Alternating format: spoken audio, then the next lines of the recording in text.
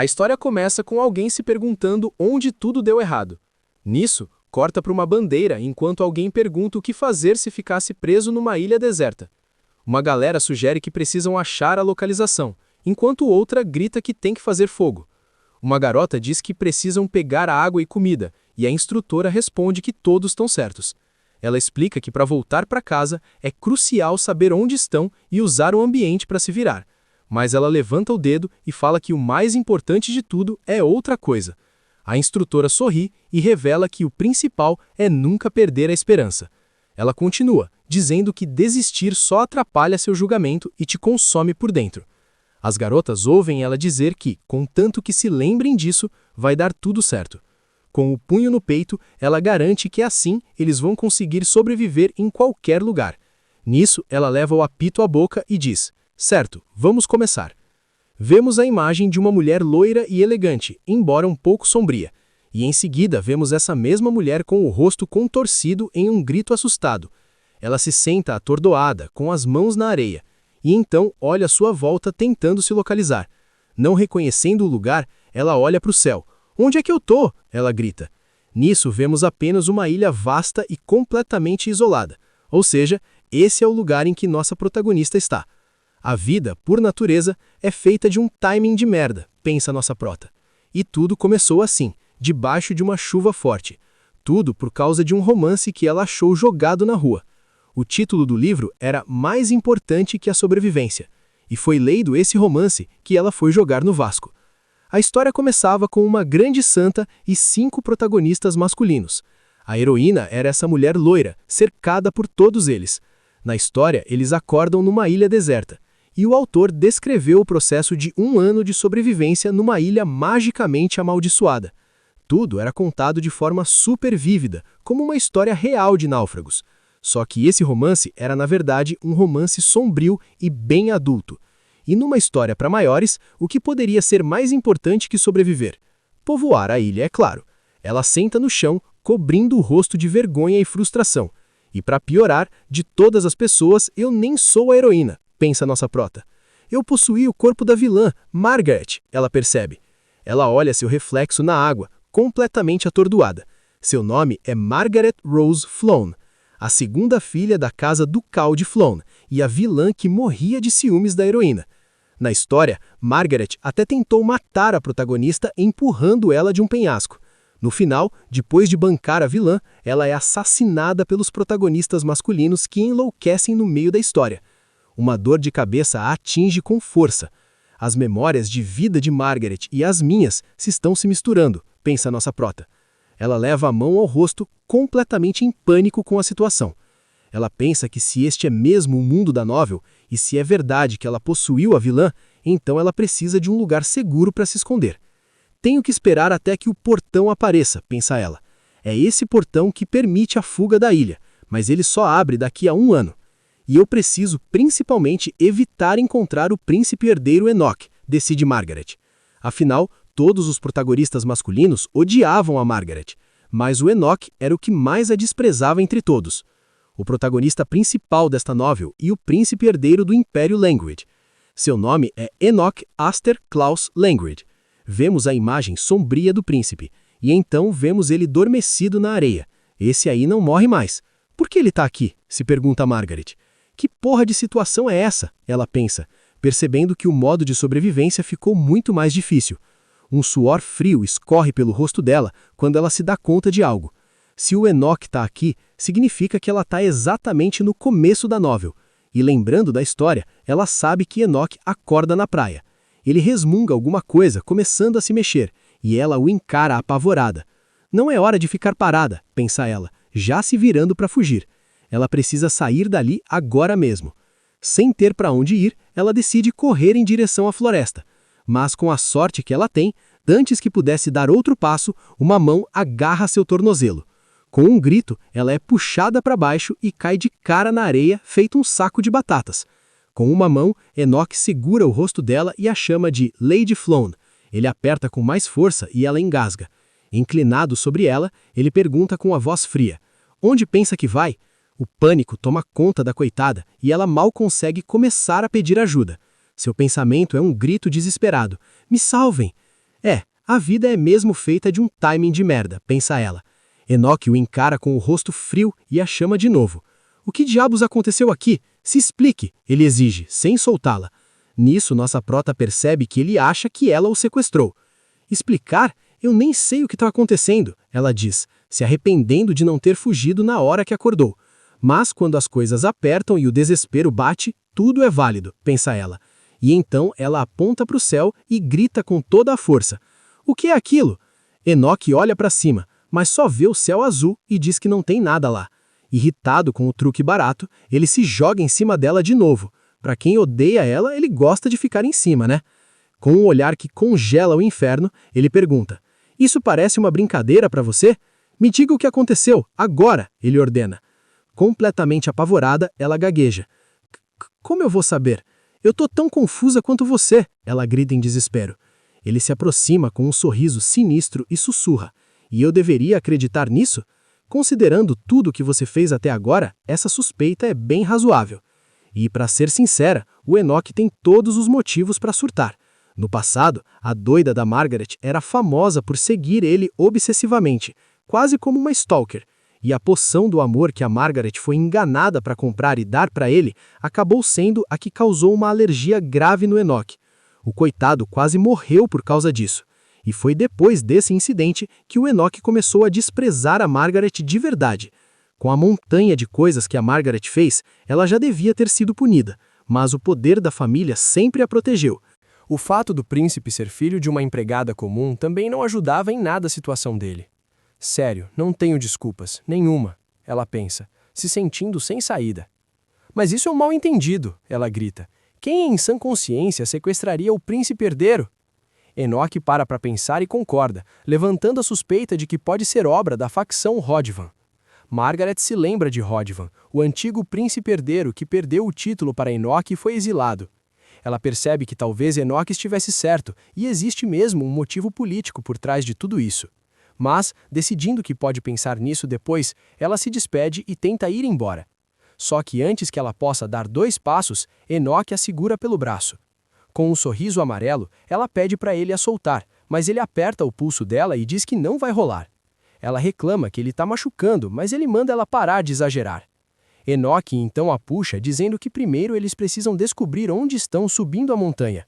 Ele explica que se for uma ilha, eles conseguirão ver o horizonte de lá de cima. Mas Margaret olha para o céu e percebe um problema. O sol já está se pondo. Na história original, essa ilha ficava super perigosa quando o sol se punha, porque ela era amaldiçoada. Monstros que só apareciam à noite saíam para caçar por toda parte. Por isso, ela sugere que eles subam a montanha só amanhã, porque seria um problemão se anoitecesse no meio do caminho. Enoque fica surpreso e diz que não sabia que ela era capaz de um julgamento tão razoável, o que deixa ela meio ofendida. Ele concorda e diz que por enquanto eles devem explorar a área e achar um lugar para se esconder. Como esperado de alguém que sobreviveu a tantas provações, a percepção dele da situação é rápida, pensa Margaret. De repente, ela se lembra que na história existiam alguns itens modernos espalhados pela ilha. Não era só uma história de sobrevivência, tinha até kit de primeiros socorros e tênis escondidos por aí. Só que os protagonistas da novel, por não saberem usar, simplesmente jogavam tudo fora sem pensar 2 vezes. Ela pensa em como o autor foi meio sem noção, mas ao contrário dos outros, ela sabe muito bem como usar esses itens a seu favor. Seu plano é simples, achar a cabana da história e se esconder lá. Mas olhando Enoque, ela pensa que vai ser difícil fazer isso tendo ele no seu pé. Ele dá a ela um olhar feio por cima do ombro. Ela abre um sorriso amarelo e pensa que, apesar de tudo, lidar só com ele é melhor do que com a galera toda. De repente, ela escuta ele dizendo que algo vai servir. Margaret encara ele sem entender nada. E do nada, o Enoque pega um galho e testa como se fosse uma espada. Embora não fosse perfeito, ele decide que o galho serve como arma. Ela fica meio receosa, se perguntando se aquilo serve mesmo, mas ele já manda ela andar logo. Enquanto o segue, ela pensa que o problema é que o sol já está quase sumindo no horizonte. Eles caminham por um tempo, mas logo são bloqueados por um penhasco enorme na beira da praia. Então ela puxa a capa dele, dizendo que precisam sair dali antes que escureça de vez. Margaret sugere que eles voltem para o lugar onde acordaram, mas um barulho alto interrompe a conversa. Os 2 se viram assustados. Aquilo era um uivo de um lobo? Se pergunta ela. Do meio das árvores, uma pata surge. Ela fica em choque, pensando, isso é impossível, esses monstros só aparecem à noite. Mas bem na frente deles, um lobo enorme rosna, pronto para atacar. O monstro salta em sua direção, pronto para fazer dela seu jantar. Mas no último segundo, Enoque apuja contra ele. Com o galho em mãos, ele encara o monstro se preparando para a defesa. E com um único golpe, Enoque atravessa o peito do monstro com o galho. Margaret olha a cena completamente chocada. Ela mal consegue acreditar que ele matou o monstro com um único golpe, usando apenas um galho. É, como esperado do protagonista da novel. Mas aí ela se lembra de um detalhe importante. O Enoque tem algum tipo de trauma relacionado a sangue. Mas ele parece muito bem, tanto é que a larga no chão. Ela se irrita e pensa, com quem eu estou me preocupando? Tenho que salvar minha própria pele. Mas o mais importante agora é entender por que um monstro apareceu antes do sol se pôr. A novel original era bem clara. Os monstros só apareciam durante a noite.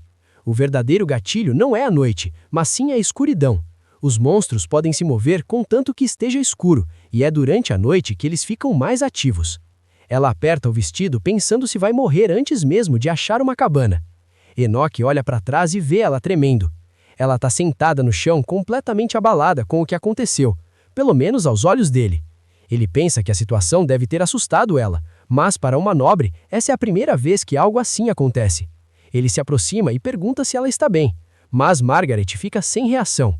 A surpreendendo ainda mais, ele estende a mão e toca seu rosto. Ele se ajoelha e diz que está perguntando porque ela parece que vai desmaiar a qualquer momento. Margaret percebe que ele está agindo de um jeito totalmente diferente de antes. E ele continua tocando seu rosto com uma gentileza inesperada. Ela se pergunta se a gentileza repentina dele é porque ela lembra algum companheiro ferido do passado. Meio sem jeito, ela diz que está bem e agradece por ele tê-la salvado. Mas a gentileza dura pouco e ele lembra que ela ainda é uma suspeita e será interrogada quando voltarmos. Com um olhar sério, ele proíbe ela de morrer sem a permissão dele. Indignada, ela se pergunta o que fez para merecer isso, mas ele estende a mão e manda ela se apressar.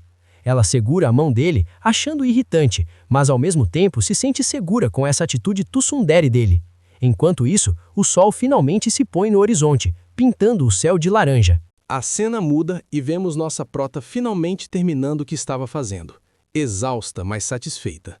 Com a ajuda dele, ela conseguiu construir uma cama improvisada para passarem a noite. Na verdade, o Enoque juntou quase tudo.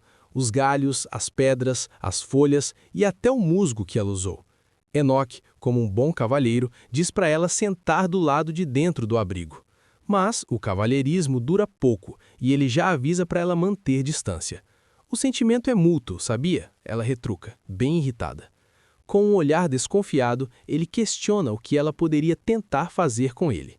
Ela tenta disfarçar com um sorriso amarelo, dizendo que se referia ao que ele poderia fazer. O clima fica pesado e ela só consegue pensar em como aquilo está apertado e estranho. Para quebrar o gelo, ela pergunta se ele não está com sede, mas ele já acha que é uma desculpa para fugir. Ela argumenta que, desse jeito, os dois vão morrer desidratados antes mesmo de voltarem para o Império. Lady Flone, enquanto eu ainda estou sendo legal, ele diz, com a paciência por um fio, mas ela o interrompe, prometendo que volta logo e que vai pegar uns cocos para eles. Seja lá o que ele pensou aqui, deve ser algo que fez o coração dele disparar. Enoque pergunta, meio perdido, como é que é um coco? Tentei não julgar por ele não saber o que é um coco. Mas pouco tempo depois ele volta e ela se empolga. Isso é um coco, diz. Ela explica que é uma fruta que dá em coqueiros e que a água dentro é ótima para hidratação. Ela pega um dos cocos e diz que aquele parece bom. E ela avisa que se comer um que está ruim, pode dar uma baita dor de barriga. Vendo ela tentando abrir o coco, ele suspira frustrado. E do nada, ele simplesmente parte o coco no meio com as próprias mãos. Ele estende a metade para ela e diz, toma. Ela agradece gaguejando e pensa em como ele é inacreditavelmente forte. Provando, ela diz que já verificou e que ele pode beber tranquilo.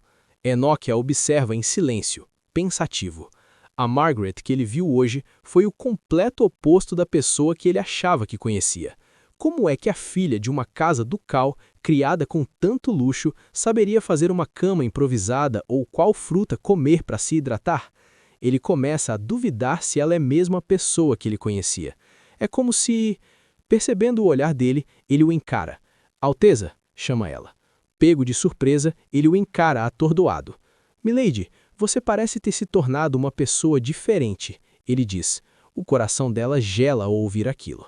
Para se safar, ela solta a desculpa de que pessoas mudam em situações extremas. Ela sabe que precisa negar, porque ele já está tratando ela como uma suspeita. Se ele descobrir que não é a Margaret de verdade, vai achar que ela é a culpada por tudo. Mas o Enoch responde que casos de mudança tão drásticas assim são bem raros. Ele continua, deixando ela ainda mais tensa com o que vai dizer. Porém, considerando seu julgamento e como lidou com as coisas, talvez seja possível, ele admite. E continua dizendo que, normalmente, a Margaret surtaria e não ficaria calma numa situação dessas. Nisso, ela suspira aliviada por ter se livrado dessa por enquanto. A noite finalmente cai sobre a ilha e ela conseguiu sobreviver a mais esse perrengue. Dentro do abrigo improvisado, o silêncio reina entre os dois. O que eu faço? Eu consigo sentir cada respiração do Enoch, pensa ela nervosa. Deitados lado a lado, ela se desespera. Como é que eu vou conseguir dormir desse jeito? De repente, Enoch quebra o silêncio e diz que o que eles encontraram mais cedo não era um animal. A presença que ele sentiu era quase idêntica à de um monstro. E o pior é que, por algum motivo, ele não conseguiu ativar sua energia de espada. Agora que ele mencionou, Margaret se lembra de um detalhe crucial sobre a ilha. Magia e poder divino simplesmente não funcionam ali. Isso significa que eles precisam sobreviver usando apenas os seus próprios corpos. Mas, considerando a força monstruosa do Enoch, talvez não haja tanto o que temer. Ele suspira, se perguntando por que está discutindo isso com ela, e Margaret se irrita com o jeito dele. Mas é realmente estranho, diz Enoch pensativo. Quem exatamente e por que escolheria a senhorita e a mim de todas? Ela tenta se defender dizendo que se quisesse sequestrá-lo, o teria preso numa mansão, não largado no meio do nada. Ele a encara com um olhar afiado, e ela gagueja que, claro, não tem nenhuma intenção de fazer isso. Ela muda de assunto e pergunta o que ele estava fazendo antes de parar ali. Ele conta que estava atolado em papelada no escritório e pergunta se ela encontrou alguém suspeito. Isso parece um interrogatório. É um interrogatório, ele responde. Ele explica que passou quase um mês focado em relatórios e mal saiu do palácio. Que workaholic terrível, ela pensa, chocada. E então ele aponta para ela e pergunta: "E você, o que a senhorita estava fazendo?" Com um sorriso maroto, ela começa a responder. A verdade é que a Margaret original estava na mansão, babando por um retrato dele que conseguiu com muito custo. Mas isso é algo que ela jamais poderia admitir. Então, ela mente e diz que estava tomando chá no salão da propriedade Flone. Enoch decide encerrar o interrogatório por ali, achando que ainda é cedo para tirar conclusões. Ela sugere que eles conservem as energias e durmam por enquanto. Amanhã, eles precisam subir a montanha para descobrir onde estão, diz Margaret. Deitada, ela reclama do calor, se sentindo desconfortável. Para garantir a distância, Enoch traça uma linha no chão e a ameaça de jogá-la no mar se ela cruzar, e ela fica ofendida. E ela pensa que, no momento, essa ilha provavelmente contém o príncipe herdeiro de Hestia, o capitão da guarda, a alta sacerdotisa, o arcebispo e o arquimago. Com todos os pesos pesados do império reunidos aqui, parece que o Enoch não era o único alvo. Ela olha para Enoch deitado de costas para ela. E se lembra que na novel os personagens acordavam em locais separados. O Enoch estava discutindo com a Margaret na praia quando encontrou a heroína, Ioana. Mas a narrativa já mudou completamente desde o comecinho. E para piorar tudo, ela nunca nem terminou de ler o livro. Com a história mudando tanto, a cabana talvez não seja mais um lugar seguro. Nesse ponto, o melhor é achar a cabana, pegar os suprimentos e procurar o bunker que a heroína descobriu. Perto do final do primeiro volume, a Ioana acha um bunker subterrâneo, mas eles são forçados a sair da ilha antes de poderem usar. E quem sabe, talvez tudo isso seja apenas um sonho muito longo, ela pensa, se agarrando a uma última esperança. Ela se imagina acordando amanhã de manhã, de volta na sua própria cama, no seu mundo. Mas se for esse o caso, seria uma pena não conhecer seu personagem favorito, o Arquimago Kaiden. Enquanto isso, em outra parte da ilha, algumas feras correm pela mata. Uma mão pálida se apoia em uma árvore tentando encontrar equilíbrio. Um homem de cabelos brancos e olhos vermelhos resmunga. Droga, onde diabos eu estou? Eita que o segundo apareceu.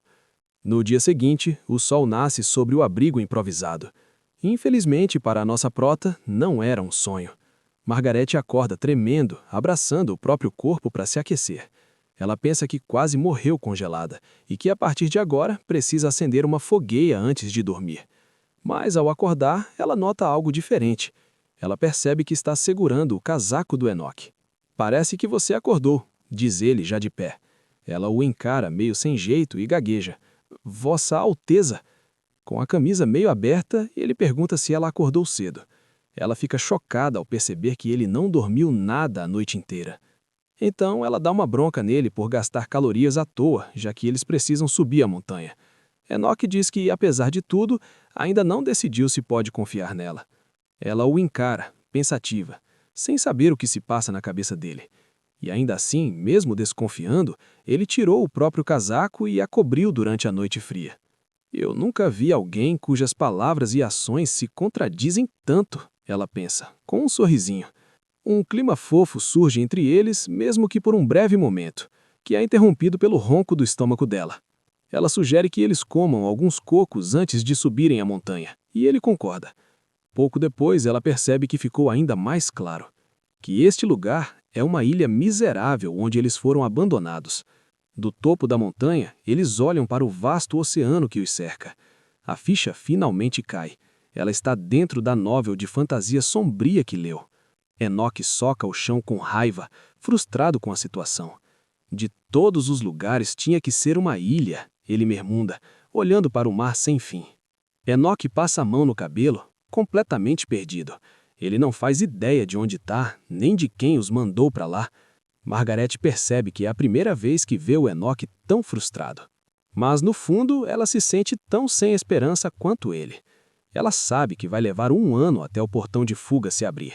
O plano dela era fugir o mais rápido possível, antes que o Enoch pirasse de vez. Ela olha para ele e percebe que a condição dele parece estar piorando. O príncipe aperta a cabeça, claramente sentindo muita dor. Lembrando de seu passado como instrutora de escoteiros, ela decide que não pode ficar parada. Então, ela estende a mão para ele e diz: "Agora que sabemos que é uma ilha, vamos descer."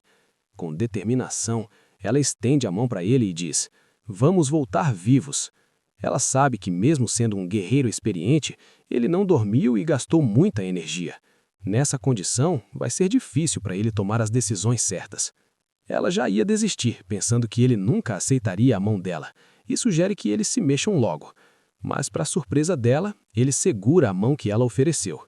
Enoch levanta num movimento suave e os dois se encaram por um instante. Com um olhar sincero, ele agradece a ajuda dela.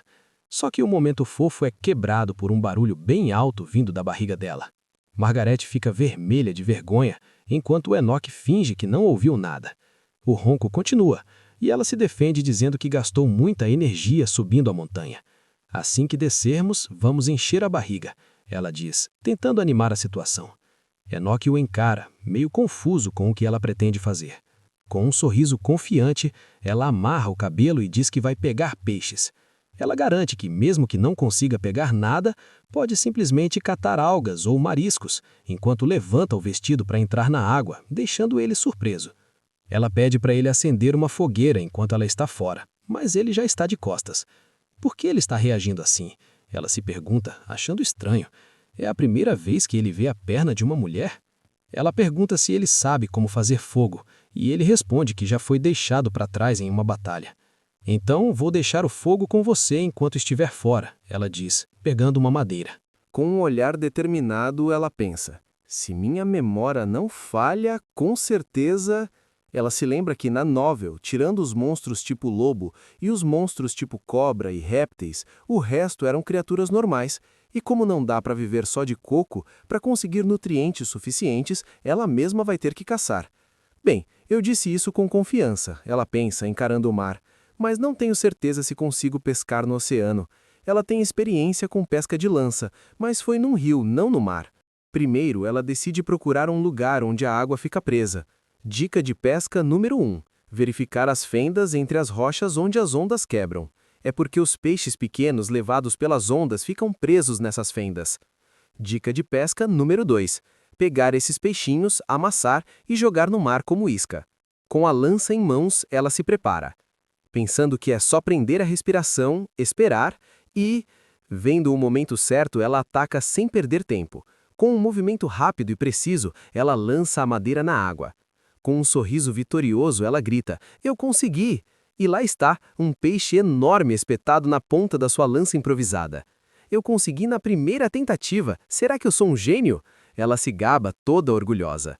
Ela pensa que desde seus dias de acampamento na Coreia, sempre achou que tinha um talento natural para a vida selvagem. Ela pensa que, embora um aventureiro profissional não se empolgasse com isso, a sensação de conquista é enorme. Mas ao se virar, ela dá de cara com um Enoque que a encara confuso e surpreso. "Há quanto tempo ele está me observando?" Ela se pergunta, envergonhada. Com um sorriso sem graça, ela tenta disfarçar a vergonha. "Eles ficam iguaizinhos aos desenhos que eu fazia na escola." "Ah, vamos só fingir que eu não vi ele por enquanto." Ela decide, tentando manter a compostura. Já com a fogueira acesa, Enoque a elogia, dizendo que não sabia que ela também sabia limpar peixes. Os peixes já estão limpos e prontos para assar, parecendo deliciosos. Ela pensa que qualquer um que gosta de pescar consegue fazer isso. Mas um pensamento a atinge de repente. Espera, um momento. Na história original, a heroína só ficava lá, de boa, recebendo o peixe que o Enoque trazia todo romântico para ela. Mas aqui a realidade é outra. A Margaret está parecendo Bear Grylls, seja lá quem for esse, caçando e limpando peixe para dar na boca do príncipe. Ela espeta o peixe com força, encarando o príncipe. Percebendo o olhar dela, ele pergunta por que ela o está encarando assim. "Não é nada", ela diz, e a expressão dele entrega que ele está bem confuso. O cheiro do peixe assando toma conta do abrigo enquanto os dois ficam naquele silêncio meio estranho. De repente, ele coloca a mão entre eles, mudando o tom de voz para algo mais sério. Enoque se aproxima tanto que ela perde o fôlego enquanto ele insiste em saber se ela está escondendo alguma coisa. Os olhos dele se cruzam por um instante e o coração da Margaret dispara com a intensidade do momento. Ele acaba dando um sorrisinho e faz um carinho na cabeça dela, admitindo que ficou surpreso com o que viu hoje. É só receber comida e o cara muda totalmente. Ele diz que só estava observando porque achou interessante e que ele mesmo vai cuidar do peixe agora. Sem dizer mais nada, ele se vira e começa a assar o peixe na fogueira. Ela solta um suspiro aliviada, pensando que quase se deixou levar por aquele momento. Seu coração quase pulou para fora quando ele aproximou aquele rosto lindo de repente. Ela pensa que se deixar-se levar por ele nessa ilha, ela está completamente perdida. Os dois ficam em silêncio, apenas observando o peixe assar na fogueira. Com o peixe pronto, ela oferece o pedaço maior para ele, dizendo que ficaria com o menor. Ele apenas a encara em silêncio, sem pegar o peixe. Mas ao pegar o espeto, Enoque diz com seriedade que eles não estão no Império, e a instrui para não se preocupar com esse tipo de consideração e priorizar a si mesma daqui para frente. Enoque continua dizendo que entende que ela está ansiosa por estar em um lugar estranho, mas ele promete que vai tirá-la dali e pede para ela não se preocupar. Margaret o encara, a mente a mil.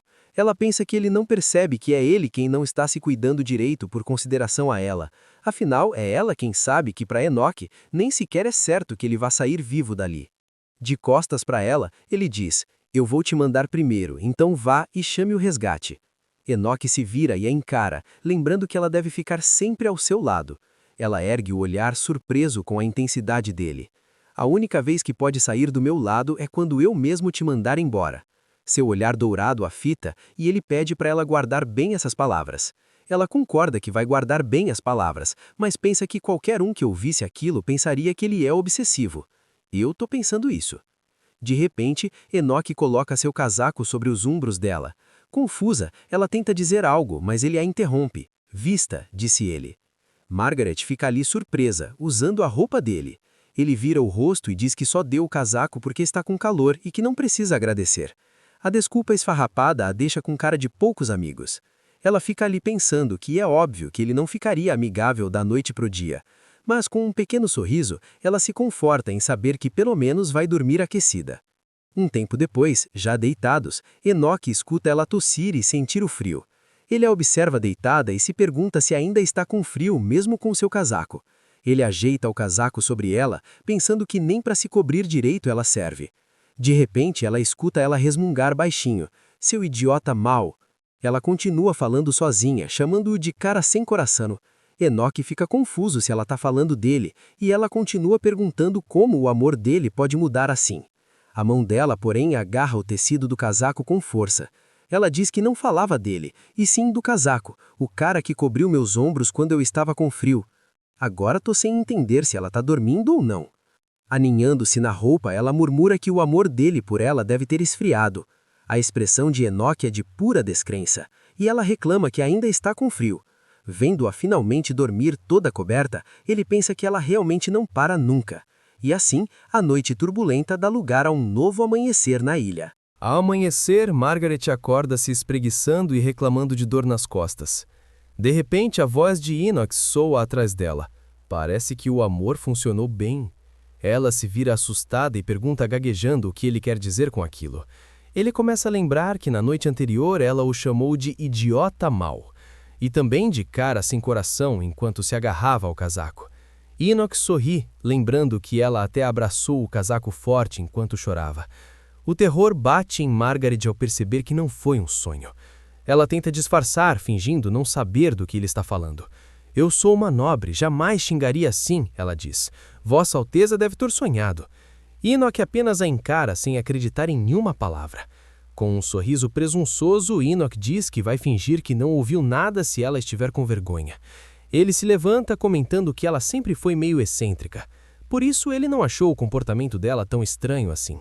Ela pensa irritada que era melhor ele ter chamado ela de estranha e pronto. Dando as costas para ela, ele ainda solta um "eu apoio o amor da senhorita", só para provocar. Margaret explode envergonhada, gritando que não é nada daquilo que ele está pensando. O clima na ilha parece mudar, ficando mais sério e nublado. Ela se aproxima dele e devolve o casaco dobrado, agradecendo pelo empréstimo. Enoch pega a peça de roupa de volta. Ele então estende a mão e diz que aquilo é algo que qualquer homem faria naturalmente. É um cavalo mesmo. Enoch então diz que se ela precisar de mais alguma coisa é só pedir. Ela hesita por um momento pensando em como explicar seu plano. Virando-se para a floresta, ela aponta e diz que é melhor irem para o interior da ilha. Ele a encara com desconfiança, perguntando se ela não planeja pedir resgate. Ele diz que as chances de sobreviver lá dentro são maiores, mas será mais difícil conseguir resgate. Em seus pensamentos, ela sabe que o argumento dele faz todo o sentido, mas o segredo é que ninguém pode sair dali até que a porta mágica apareça. Se ela revelar esse conhecimento para Enoch, as suspeitas dele sobre ela só vão aumentar ainda mais. Sem outra opção, ela decide que precisa ser firme em sua decisão. Nisso, Margaret diz que acha melhor eles se separarem ali mesmo. A reação dele é de pura confusão. O quê? Questiona. Ela abre um sorriso e agradece por ele tê-la salvado, dizendo que a companhia dele foi um conforto. E então ela se vira para partir. Num movimento rápido, Enoch a agarra pelo braço, gritando para ela esperar. Ele a lembra do aviso de ontem: "Você só pode sair do meu lado quando eu deixar." Mas ela responde que as opiniões deles não batem e que ela tomou a decisão mais razoável. O olhar dele se enche de tensão. Ela pensa que, apesar dos monstros serem a maior ameaça, ela pode se esconder quando escurecer. Seu verdadeiro medo é perder a abertura da porta se ficar na costa. Então ela precisa achar um abrigo no interior da ilha. Além de tudo, ela precisa descobrir o segredo da ilha. Só assim ela talvez entenda por que possuiu o corpo de Margaret. Enoch a encara sem entender por que ela faria algo tão perigoso. Ela então se aproxima dele e pergunta: "Você está fazendo isso porque está preocupado comigo?" Ela insiste, querendo saber se é porque ele acha que ela pode correr perigo. Mas outra possibilidade vem à mente. Ou ele só quer ela por perto para poder vigiá-la. Com um sorriso, ela diz que é mais resistente do que parece e que ele já viu o que ela pode fazer. Mas antes que ela termine a frase, Enoch a corta: "Eu vou com você." Ele explica que ficará com ela, mas que vai continuar procurando um jeito de pedir resgate. E com um olhar determinado, segurando a mão dela, ele afirma que eles vão se escapar da ilha. A verdade é que Enoch escolheu ficar junto com Margaret. Ela se pergunta se o ódio dele pela vilã original diminuiu um pouco.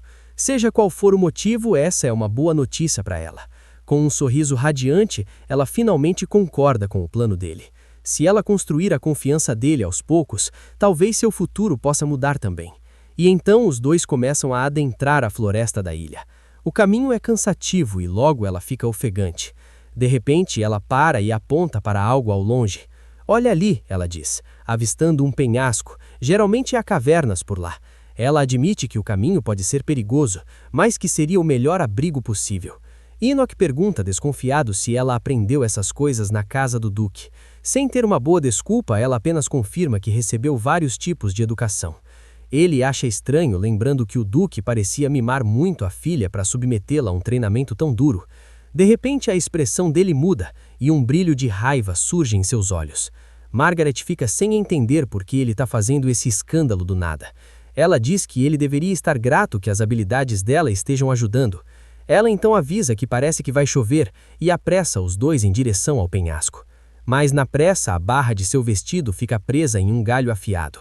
Ela solta um suspiro assustada ao sentir o puxão repentino. Seu pé vira com o tranco e grita ao sentir uma dor aguda no tornozelo. Ela só consegue pensar, maldito vestido. O tecido preso a leva direto para o chão. Enoch corre preocupado, perguntando se ela está bem. Ele estende a mão, perguntando se ela consegue se levantar. Mas ao tentar se apoiar, ela solta um gemido de dor. Seu pé está machucado, doendo demais para ficar de pé.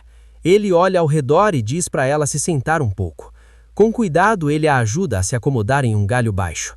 Enoch então pega o pé dela com delicadeza para examinar o machucado. Surpresa, ela se encolhe e reclama que o toque dele faz cócegas. Ele murmura que, como esperado, havia um motivo para ela estar ficando para trás. Ele então se levanta e pede licença por um momento. Sem aviso, ele a pega no colo de repente. Margaret fica completamente sem reação nos braços dele. Seu rosto fica vermelho de vergonha com a proximidade repentina.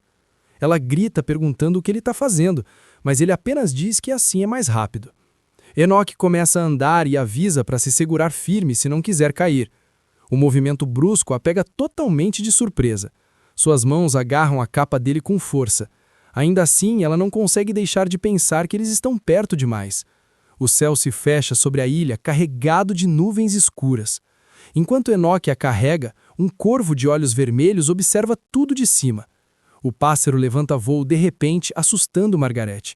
Ela pensa que, por ele ser o protagonista da novel, sua presença é incrivelmente reconfortante.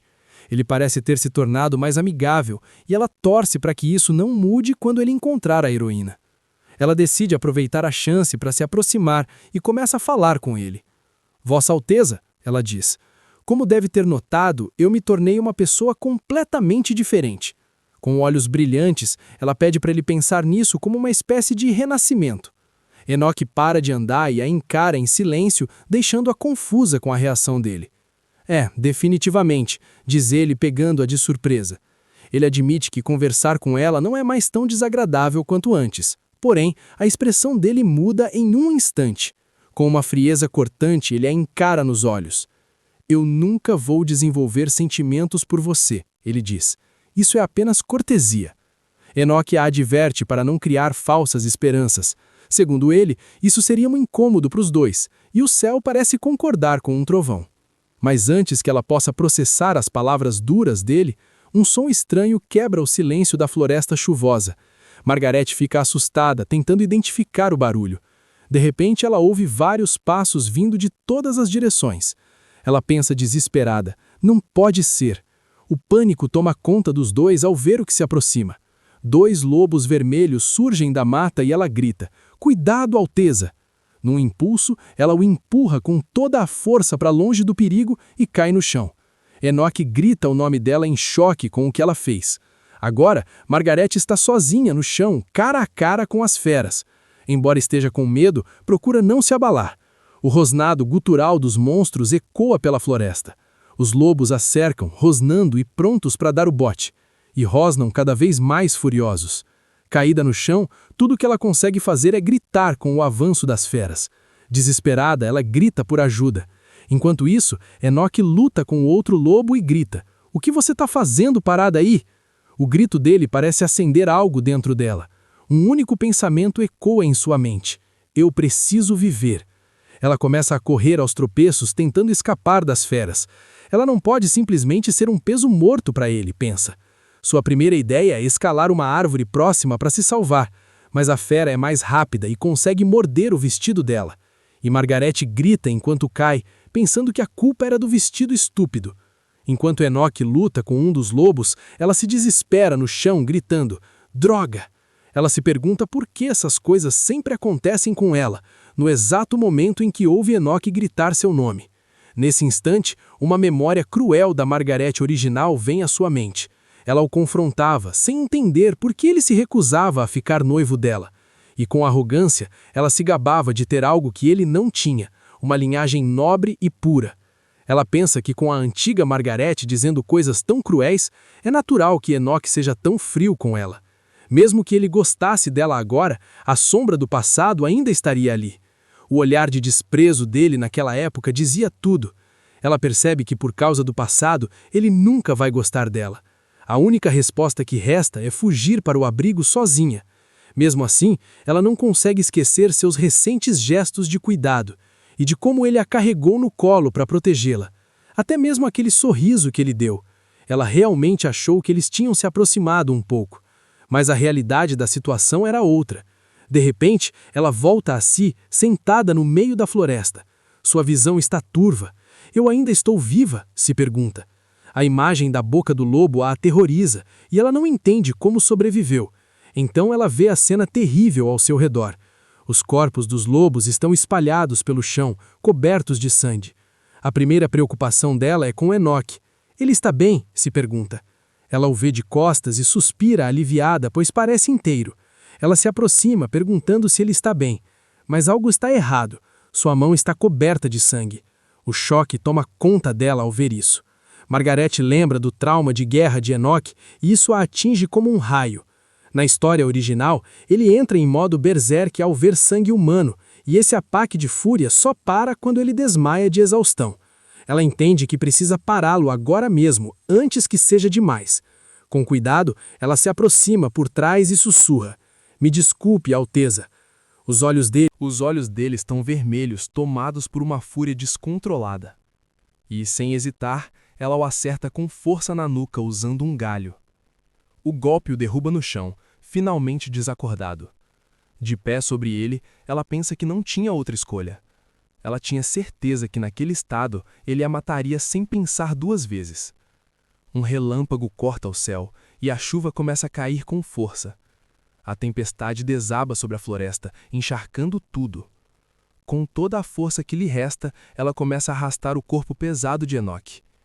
Com a cabeça a mil, ela nem sabe direito como conseguiu chegar até ali. Ao seu lado, Enoque continua desacordado no chão. De repente, ela percebe algo. Enoque tem ferimentos de garras. Ela se pergunta se as garras daquelas feras estavam envenenadas. Sem pensar duas vezes, ela rasga um pedaço do próprio vestido com os dentes. Isso é uma emergência, então ela precisa fazer os primeiros socorros, pensa nossa prota. Com o que tem em mãos, ela só pode torcer para que o ferimento não infeccione. Pronto, pelo menos o pior já passou, diz depois que termina. Agora, tudo o que ela pode fazer é esperar que ele acorde. Mas ela sabe que se ele acordar ainda em fúria, sua vida estará em perigo. Seu olhar encontra alguns cipós resistentes no chão da caverna que ela tinha usado para carregar ele. Por via das dúvidas, é melhor se prevenir, diz. Enquanto a chuva cai lá fora, ela aproveita para coletar um pouco de água. Na caverna, Enoque finalmente começa a recuperar a consciência. Confuso, ele tenta entender onde está. Ao tentar se mover, ele descobre que suas mãos estão firmemente amarradas. Em choque, ele percebe que foi completamente imobilizado. Uma voz familiar quebra o silêncio. "Oh, você acordou!" Margarete se aproxima com lenha e água, perguntando como ele está se sentindo. Furioso, ele se debate e pergunta o que ela fez com ele. Seu olhar é selvagem enquanto ele grita para ela desamarrá-lo. Ela percebe que ele ainda tem sintomas leves do ataque e o avisa para não se mover. Seus ferimentos vão abrir e sua vida estará em perigo, ela diz. Mas ele me ignora, se debatendo e tentando se soltar. Cansada da teimosia dele, ela o encara. Com um gesto firme, ela aponta o dedo para ele e diz: "Fique quieto." O príncipe para de se mexer na hora, completamente paralisado. Os dois se encaram, surpresos com a eficácia da ordem dela. A dona manda e o cachorro obedece. Ela não consegue acreditar que aquilo realmente o acalmou. Ela pensa que nunca viu esse tipo de reação na novel original. Enquanto isso, Enoch não entende por que seu corpo não se move de repente. Ela diz que está tudo bem, e os olhos dele se arregalam com a surpresa. Com a voz suave, ela se aproxima e diz para ele se acalmar. O olhar dos dois se encontra por um instante e ela sorri gentilmente. As pálpebras dele pesam e se fecham lentamente. E então, ele desmaia novamente na frente dela. Ela solta um suspiro, aliviada por tudo ter passado em segurança. Um arrepio percorre sua espinha ao pensar que poderia ter tido o mesmo fim que os monstros. Ela lembra que na novel ele realmente enlouquecia ao ver sangue. Mas naquela época, foi a heroína Yuana quem o acalmou desse jeito aí que vocês estão vendo. Margarete arranca os cabelos de frustração. Lembrando que aquele incidente que aprofundou o romance dos protagonistas, para ela, era apenas uma luta pela sobrevivência.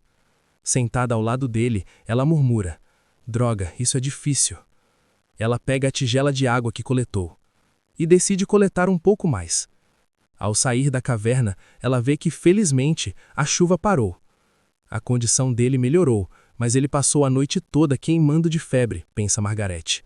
E foi numa situação semelhante que ela o encontrou quando voltou. Ele finalmente acorda, parecendo fraco e desorientado.